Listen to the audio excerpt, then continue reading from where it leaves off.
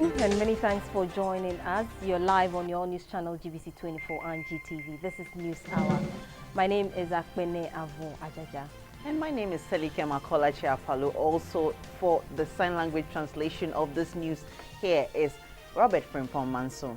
In the headlines, GBC launches new pay points for television license fees. International organizations call on the government to use internally generated funds to support fight against HIV. And Nigeria's Boko Haram forces 1 million children out of school. A look at the stories now in detail. The Minister for Communications has refuted allegations made by the flag bearer of the NPP, Nana Akufo-Addo, that cost of infrastructural projects have been inflated. Dr. Omani Buama says the NPP has adopted a campaign strategy that focuses on spreading malicious falsehood about the government. In a statement issued in Accra, the communications minister said the NPP flag bearer peddled a false information that the government spent $10 million to print presidential diaries but could not provide evidence to support his claim. According to the minister, the same source had made similar unsubstantiated allegations that the cost of the interchange being built at Kaswa had been inflated. The statement referred to government's investment in education, health, water, roads, transport, housing and security, which are part of its campaign strategy. NPP wants to discredit with a corruption narrative. And moving on, after successfully implementing the payment of TV license across the country following the review by Parliament of the previous TV license fee, the Ghana Broadcasting Corporation GBC has moved a step further to announce how and where the public can pay their TV licenses without necessarily coming to a GBC facility to do so. At a ceremony in Accra to launch the new pay point, the Deputy Director of Finance and Head of Television License Implementation Committee, Pastor Ebenezer Butchie, named some of the pay points at some leading banks, online payment, GBC website, and mobile money payment, among others. *718 *28 hash. You'll be able to pay your TV license through MTN mobile money. You'll be able to pay your TV license through Tigo Cash. So will you also be able to pay your mobile money through Airtel Cash. Apart from this, all these mobile money organizations are also integrating the system. So you can see that for mobile money, you will want to choose whether you want to pay straight away or whether you want to go through Instano or whether you want to go through any other payment platform. But at least for today, we are telling Ghanaians that you can just stay where you are as I'm speaking and pay your register and pay your TV license.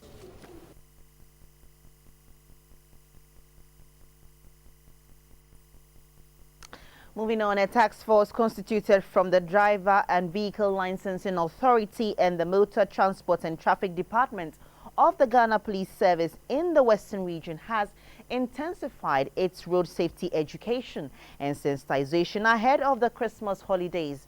An exercise carried out by the task force within the Second Takoradi Metropolis revealed a lot of motor traffic offences on the part of drivers.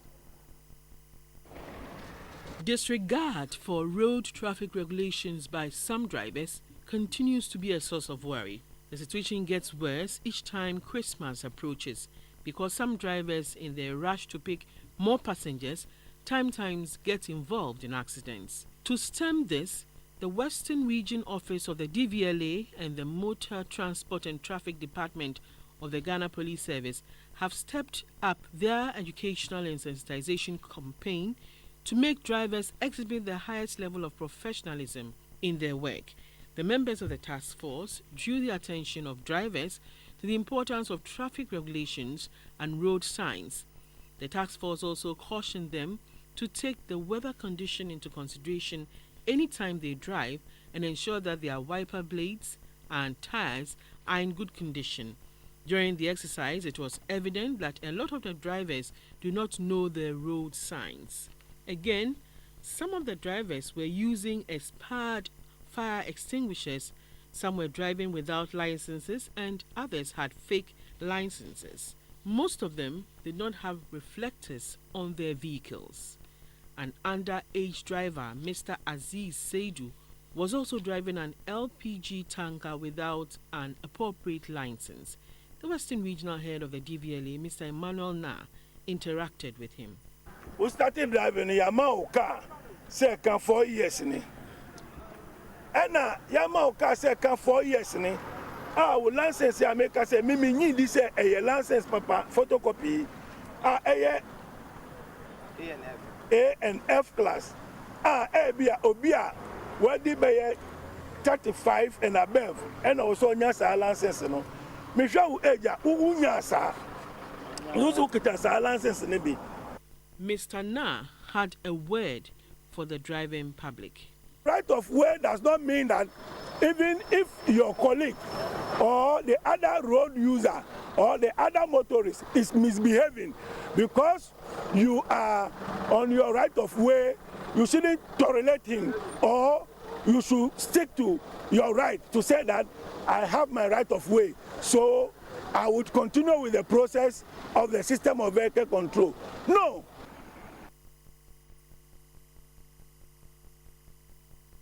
The Ghana Police Service has tightened security this festive season. The move is to curb robberies and other crimes during this Yuletide. An exercise dubbed Operation Father Christmas, launched by the service, is expected to achieve high sense of security in the country. DSP Freeman Tete of the Public Affairs Directorate of the Ghana Police Service earlier explained the essence of the exercise. Christmas and New Year celebrations are special occasions. You can also, you know, the number of people that are in town, especially during Christmas. So there's a need for a special arrangement. There's a need for an enhanced security that makes it different from their normal patrols.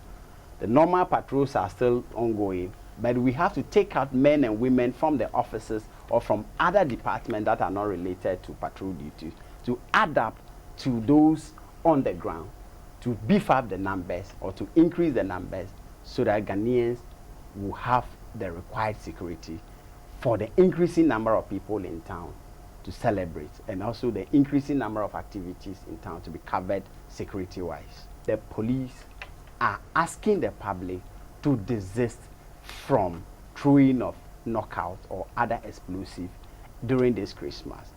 We are still on the lookout, but most often these things happen at the blind side of the police. The police are firmly on the ground, but the fact still remains that we should be the first line of our own personal security. So we should take our various security tips seriously. There are calls for the government to ensure that the technical education is giving needed attention in the country.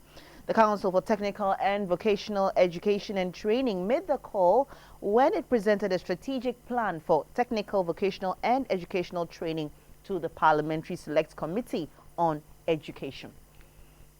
The Council for Technical and Vocational Education and Training, COTVET, was set up to coordinate and oversee all aspects of technical and vocational education and training in the country. Its aim is to formulate policies for skills development across the broad spectrum of pre-tertiary and tertiary education, formal, informal and non-formal sectors. Out of COTVET evolved the Technical Vocational Education and Training System, which seeks to scale up productivity and competitiveness of the skilled workforce and raise the income-generating capacities of people through training programs and complementary services. Presenting the National Technical and Vocational Strategic Plan to members of the Parliamentary Select Committee on Education, the Executive Secretary of COTVET, Mr. Sebastian Day, said nations have developed through technical and vocational education. He therefore urged government to address the challenges facing technical education in the country. The student entrepreneurship model, gender strategy having been developed and being implemented, the bursary scheme that was launched about a year ago. So far, a number of people have benefited from that program, and training of trainers to impact the CBT delivery. and then training packages produced in 15 different trades to support the CBT rollout. And so far, 17 institutions are currently have adopted and initiated a process of teaching and learning in CBT, and then 410 different institutions registered under the ongoing accreditation process. The chairman of the Technical and Vocational Training, Dr. Henry Fram Aklu, reiterated the need to reform technical and vocational training. By neglecting TVET, paying this service to TVET, we are paying very dearly. One, we are not able to produce the goods and services that satisfy us. So we import almost everything. And I think parliamentarians will look at even importing furniture for our parliament.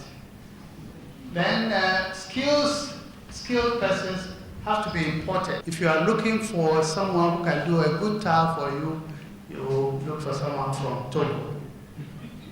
Yeah.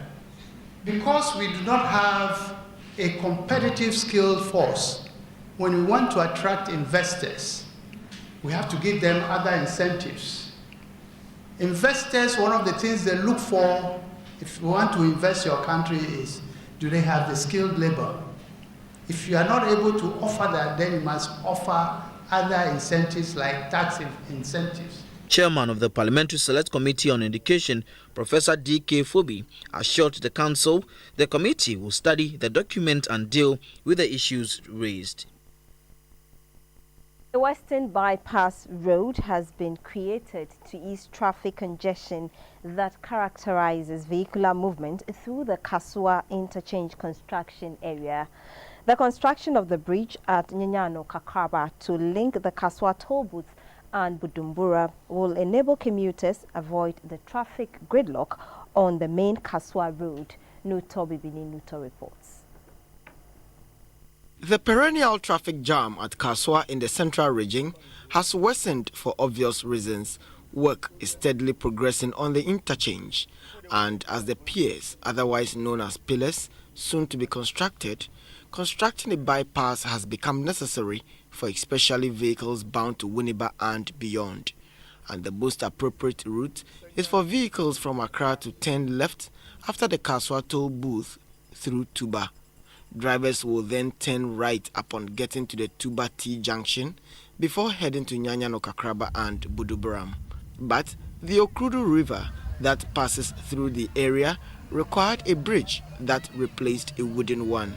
Now, a 20-meter span bridge with an 8-meter two-way carriageway and pedestrian walkways on either side has been put up for the safety of both drivers and pedestrians. The river has also been dredged to ensure it flows freely whenever it rains to avoid the perennial flooding that the area suffers.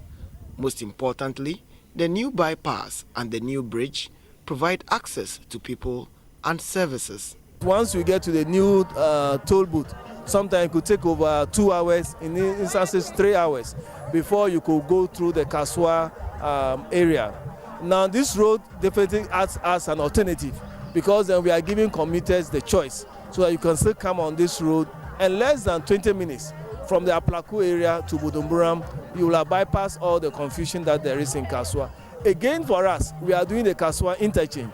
So this road acts as a major diversion during the construction of the interchange.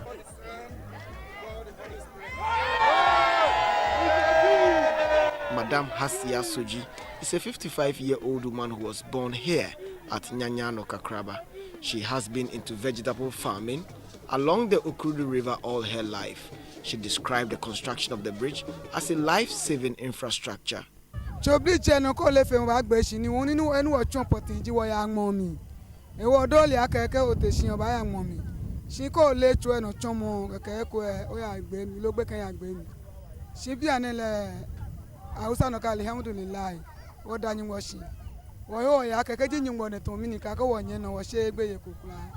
this bridge and access route from the Kasua toll booth to Buduburam, commuters plying the Accra Cape Coast route now have alternatives from which to choose.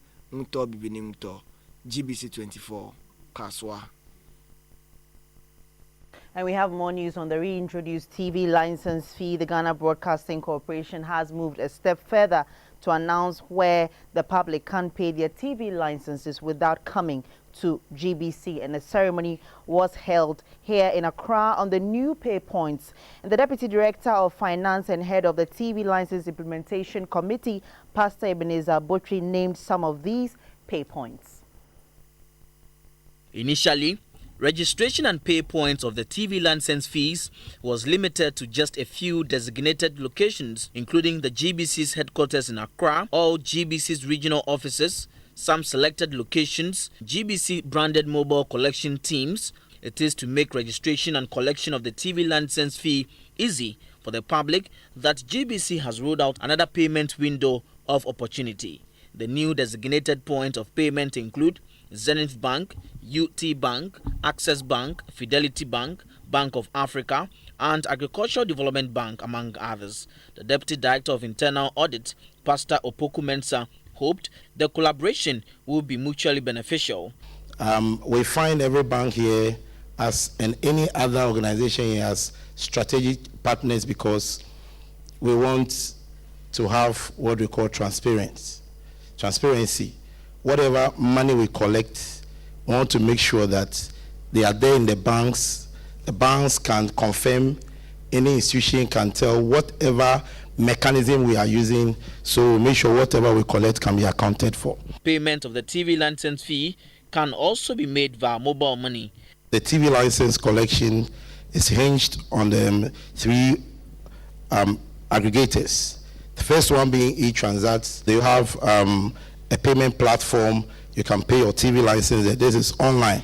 And then IT Consortium recently have also rolled up. So the banks on IT Consortium are also doing integration. We have another aggregator called Insano. You're going to connect us to mobile money. So TV license is now mobile money. The short code is *718*28. You can register here in your room and you can pay your TV license through mobile wallet with ease. This is News Hour live on your all news channel, GBC24 and GTV. We'll take a quick break. When we return, Esther Adi will be here with what's happening in the world of business.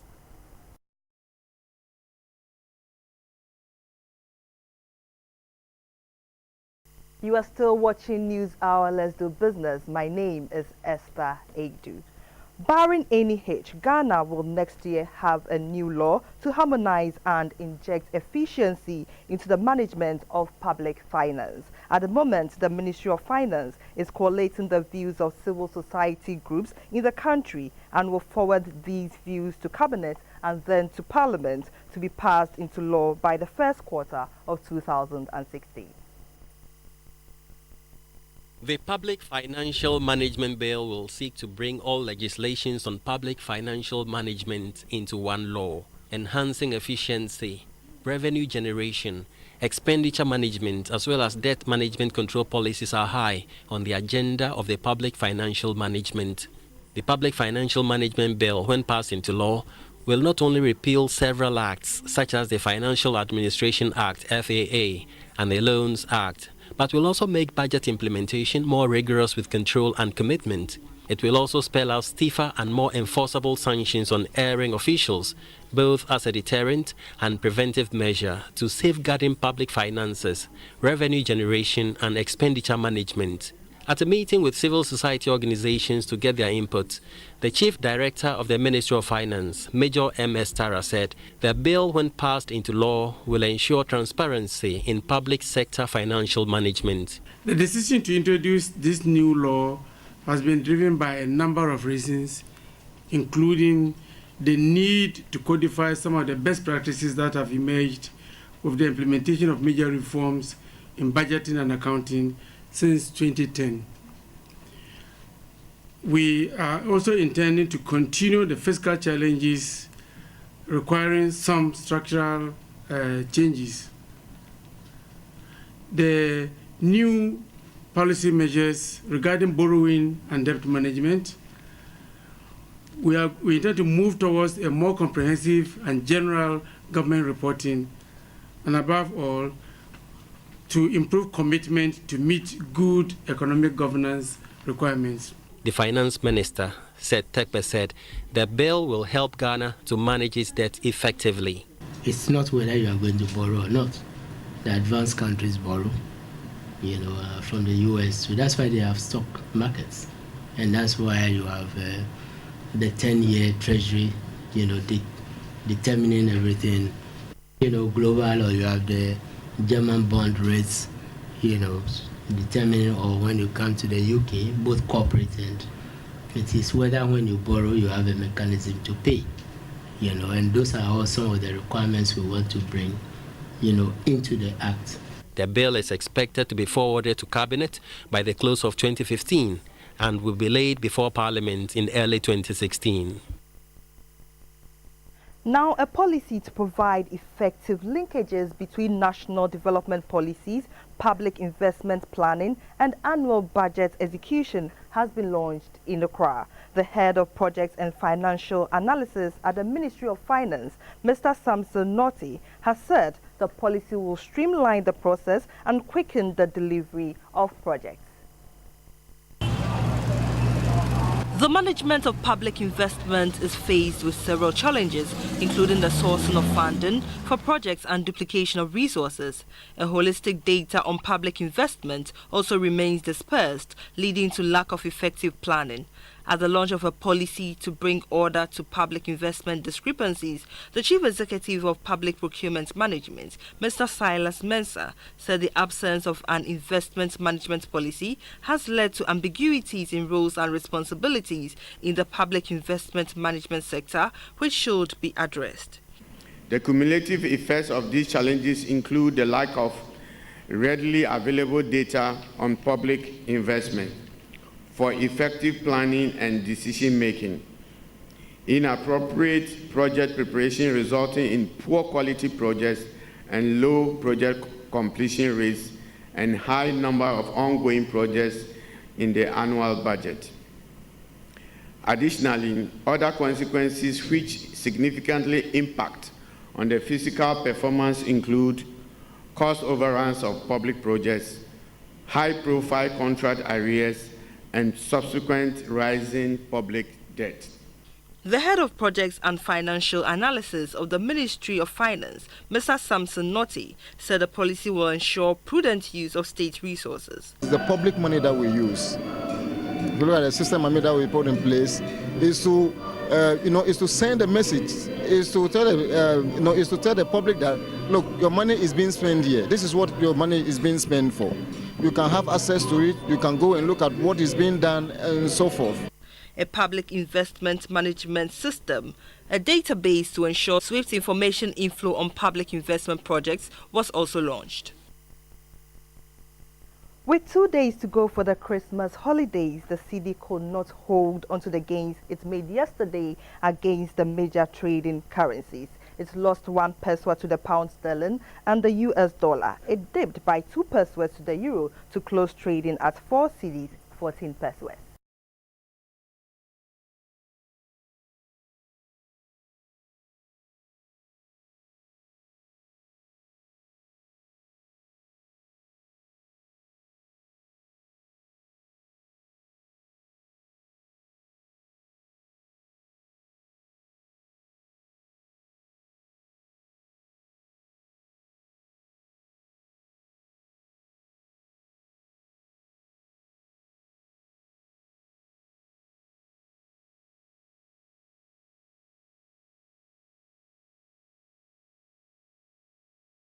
Light crude dipped by 29 cents to close trade at $36.10 per barrel. However, gold and cocoa increased by $3.90 and $14 respectively.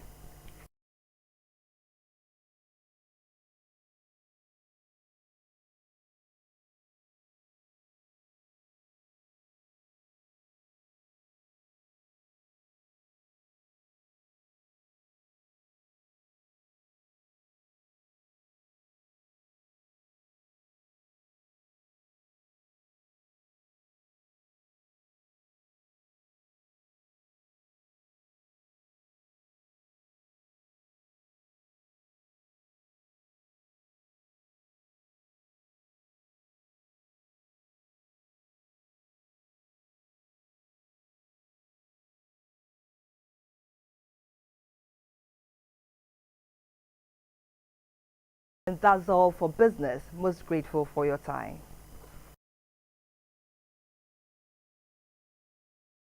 If you have just joined us, this is News Hour on GBC24, and in our health segment today, international organizations that have funded Ghana's fight against the HIV pandemic over the years are now asking the Ghana AIDS Commission to generate funds internally as international donor support dwindles. According to their memorandum of understanding, they appended a signature to an aid memoir on the budget and highlights for 2016. The donors also want local pharmaceutical companies to be equipped and certified to produce antiretrovirals. A report by Sarah Ofori. Donor partners such as the Global Fund, the Joint United Nations Team on AIDS, the U.S. government, the German Agency for International Cooperation have all been supporting the Ghana AIDS Commission. The year under review generally saw a decline in the prevalence rates in the adult population and new HIV infections among children, which include babies exposed through breastfeeding, the youth and pregnant women.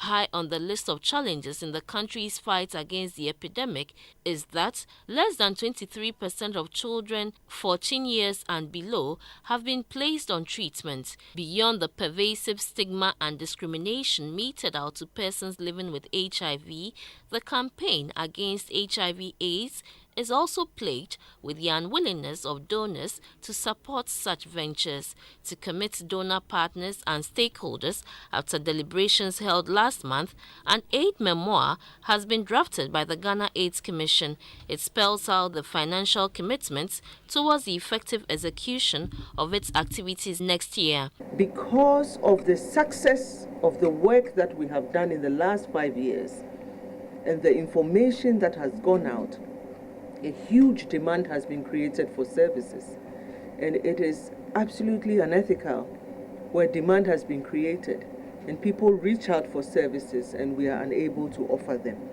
So the onus lies on us, especially the government of Ghana, but with your help, with your support, to look for the resources that we need to provide these services towards 1990 by 2020.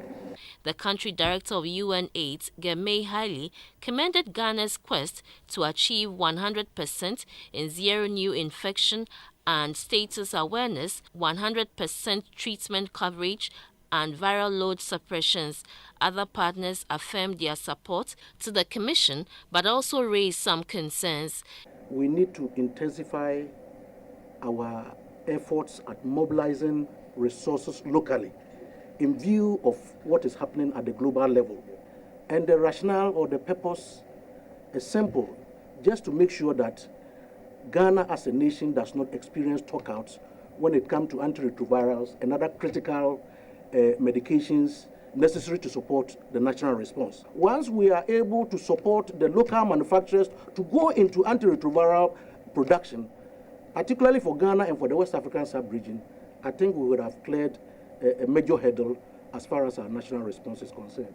The Ghana AIDS Commission is expected to receive $33.12 million from the Global Fund, $10 million from the U.S. government through the President's Emergency Plan for AIDS Relief, PEPFAR, $3 million from the Joint United Nations Team on AIDS, 850,000 euros from the German Agency for International Cooperation, in addition to a 22.32 million Ghana cedis budgetary support from government for 2016. Dr. Eladas was hopeful that its funding partners will not renege on its promises. Sarah Ofori, GBC24, Accra. And still on health, the sector minister, Mr. Alex Segbefia, has visited some health facilities in Accra to identify their challenges and address them. The health facilities visited included the Mamprobi Polyclinic and the Princess Marie Louis Hospital, both in Accra. The first health facility the minister visited was the Mamprobi Polyclinic.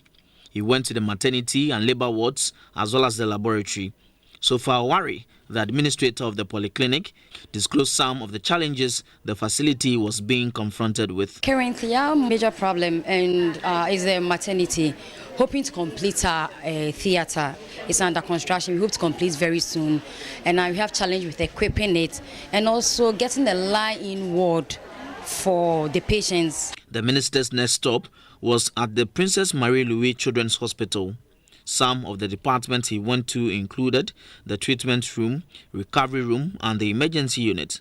The head of clinical services at the Princess Marie Louise Children's Hospital, Dr. Mame Ya Nyako, expressed gratitude to the minister for stopping by. It's good that the minister has come.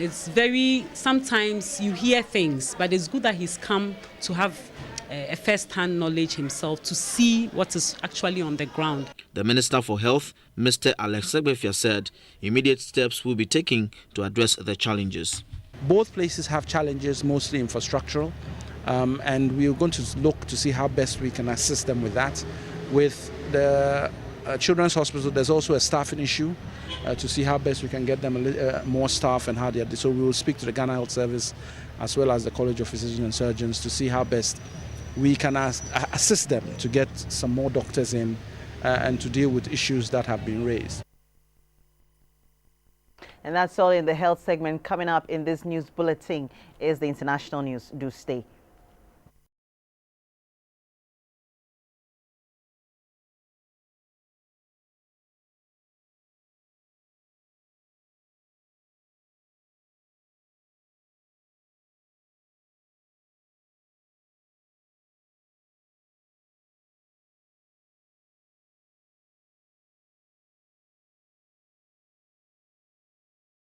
Welcome back. In the international news, the UN Children's Agency says an Islamic insurgency has kept about 1 million children out of school in Nigeria and 3 neighboring states. UNICEF says more than 2,000 schools were shut while hundreds had been attacked, looted and set ablaze. Boko Haram's 6-year insurgency has devastated northeastern Nigeria and has spread to Cameroon, Chad and Niger. Nigeria's President Muhammadu Buhari gave the military the end of the month to defeat the group, but it is likely to be extended as Boko Haram is still bombing areas despite losing towns under its control in March. The insurgency is said to have killed some 17,000 people and left more than 2 million people homeless.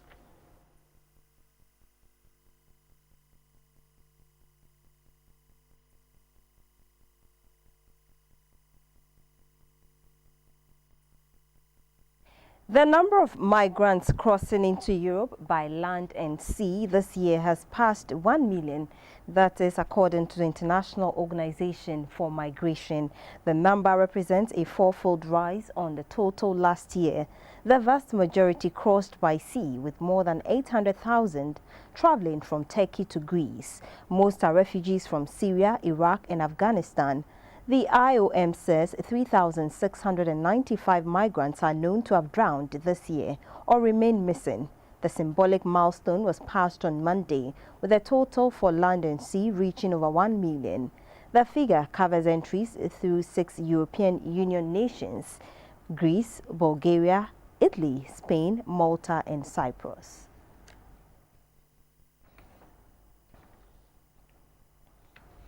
And in India, Parliament has passed a bill which allows juveniles between 16 and 18 years of age to be tried as adults for serious crimes like rape or murder.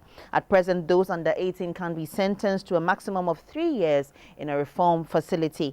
The move to change the law gathered momentum after the youngest convict in the notorious 2012 Delhi gang rape was released from detention. The parents of the victim were among those campaigning to change the law. On Tuesday, the Juvenile Justice Bill was passed by the upper house of the Parliament. The bill was approved by the lower house in May. It will now have to be signed by the President to become law. The new law will not apply to the youngest 2012 rapist, but it will be used in future cases involving juvenile offenders above 16 years.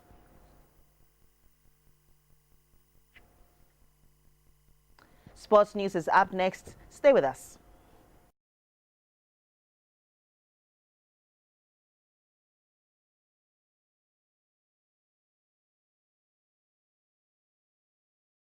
In sports this evening, an endowment fund for all ex-national team players has been set up by the Ghana Football Association GFA.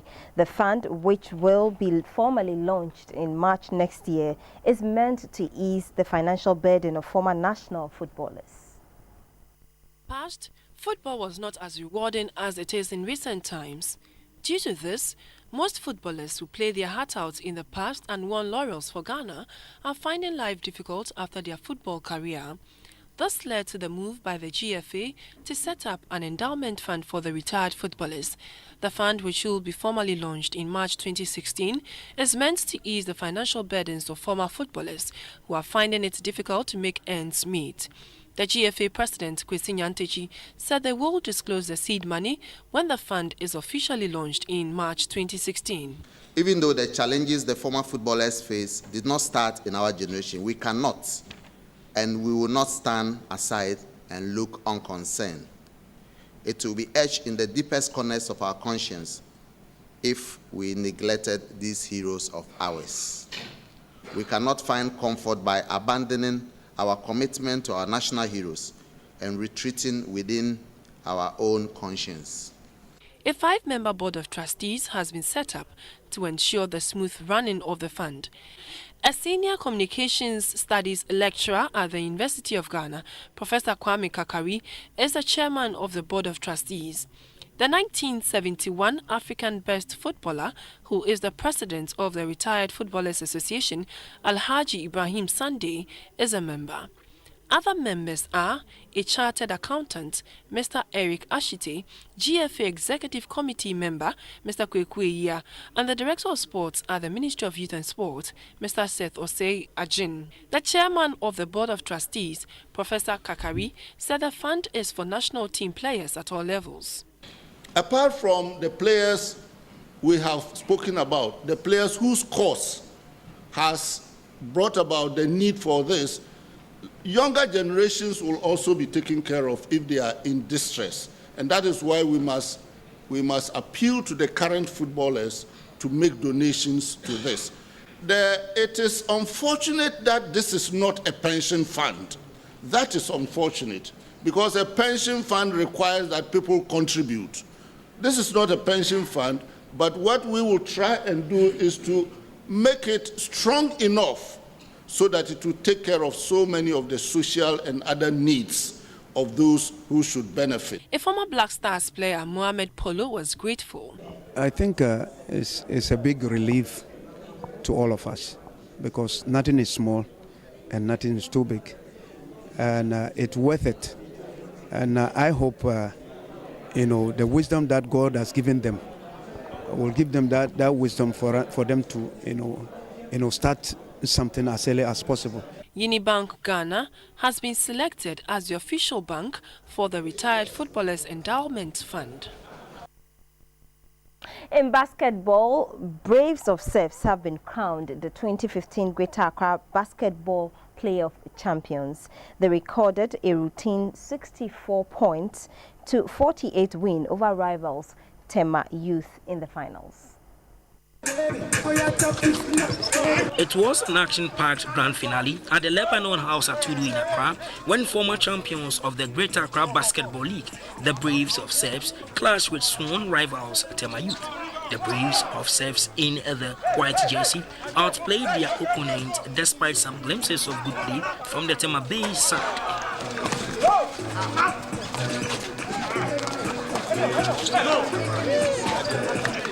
Sevs' speed and precision was their trump card as they won by 64 points to 48. Here are some reactions from the captains and coaches.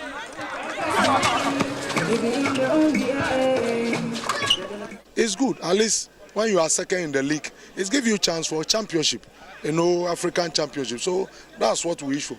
2016 is going to be a different year altogether. We are going to change our tactics and our motivation and our techniques. I congratulate everybody for their good work done. They did very well. We played as a team, and I really appreciate their work done. Arsenal manager Arsene Wenger says victory over Manchester City has inspired his team to be in the Premier League title race.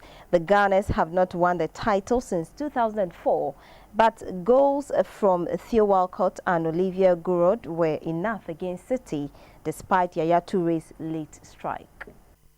And that was sports. We'll be right back with more. Don't go away.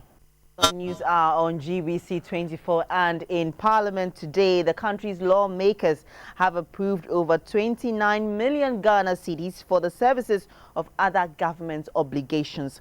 The amount will be used for 19 different activities, programs and payment of some statutory funds for next year.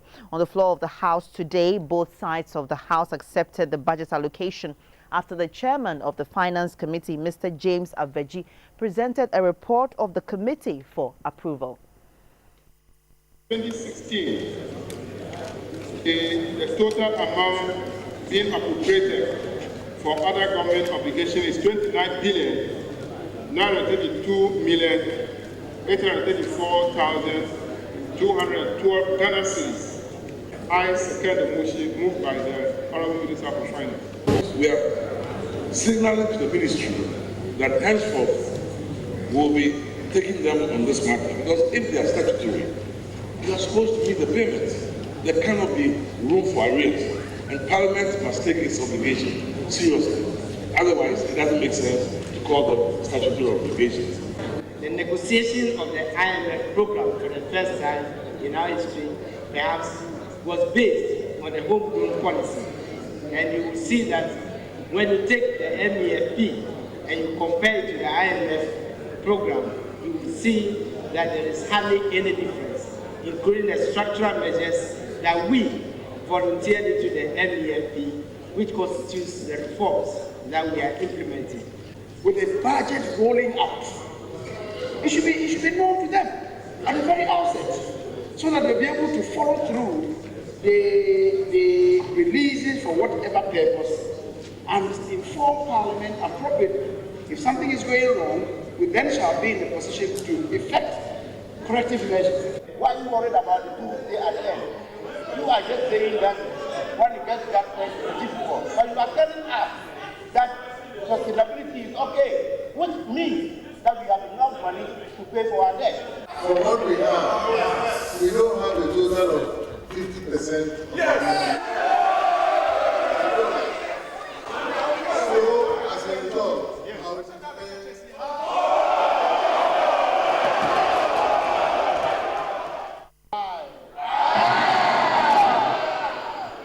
as many as are against, please say no.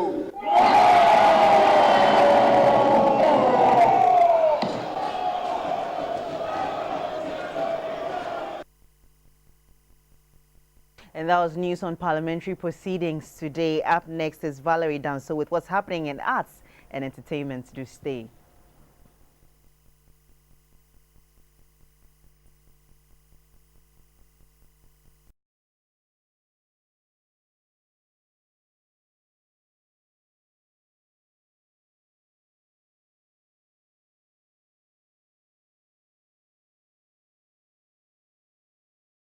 Hello, good evening. Time now for the arts segment. Ghana's most sought-after music duo No Tribe on Christmas Eve will host a United Praise concert.